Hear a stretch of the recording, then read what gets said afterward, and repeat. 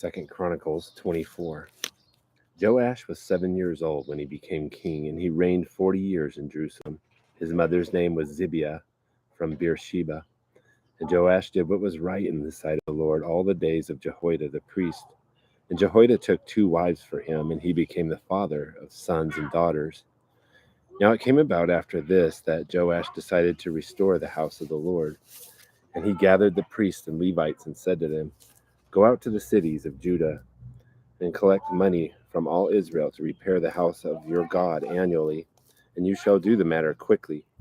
But the Levites did not act quickly.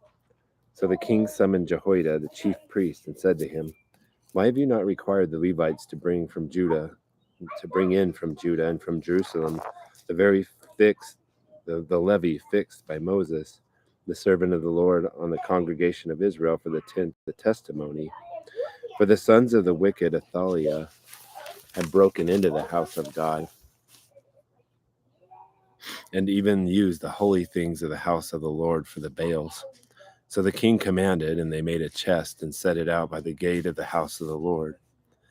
And they made a proclamation in Judah and Jerusalem to bring to the Lord the levy fixed by Moses, the servant of God, on Israel in the wilderness.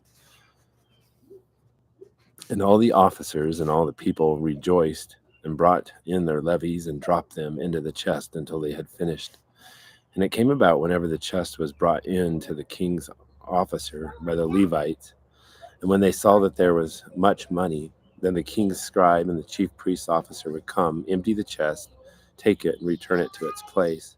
Thus they did daily and collected much money.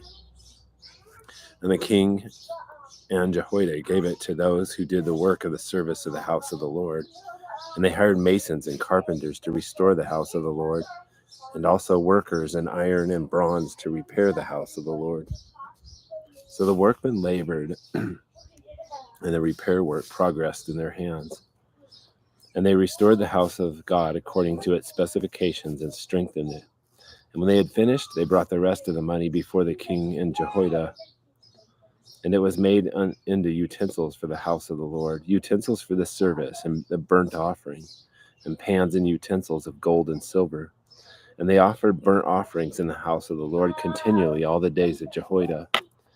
Now when Jehoiada reached a ripe old age, he died. He was 130 years old at his death, and they buried him in the city of David among the kings, because he had done well in Israel and to God and his house. But after the death of Jehoiada, the officials of Judah came and bowed down to the king, and the king listened to them. And they abandoned the house of the Lord, the God of their fathers, and served the Asherim and the idols. So wrath came upon Judah and Jerusalem for their guilt. Yet he sent prophets to them to bring them back to the Lord. Though they testified against them, they would not listen. And the Spirit of God came upon Zechariah the son of Jehoiada the priest. And he stood above the people and said to them, "Thus God has said, why do you transgress the commandments of the Lord and do not prosper? Because you have forsaken the Lord, he has forsaken you." So they conspired against him, and at the command of the king they stoned him to death in the court of the house of the Lord. Thus Joash the king did not remember the kindness which his father Jehoiada had shown him, but he murdered his son. And as he died, he said, "May the Lord see and avenge." Now it came about at the turn of the year that the army of the Arameans came up against him, and they came to Judah and Jerusalem, destroyed all the officials of the people from among the people, and sent all their spoil to the king of Damascus. Indeed, the army of the Arameans came with a small number of men, yet the Lord delivered a very great army into their hands, because they had forsaken the Lord, the God of their fathers. Thus they executed judgment on Joash. And when they had departed from him, for they left him very sick, his own servants conspired against him because of the blood of the son of Jehoiada the priest, and murdered him on his bed. So he died, and they buried him in the city of David, but they did not bury him in the tombs of the kings. And these are those who conspired against him: Zabad the son of Shimeath the Ammonitess, and Jehozabad the son of Shimrith the Moabitess.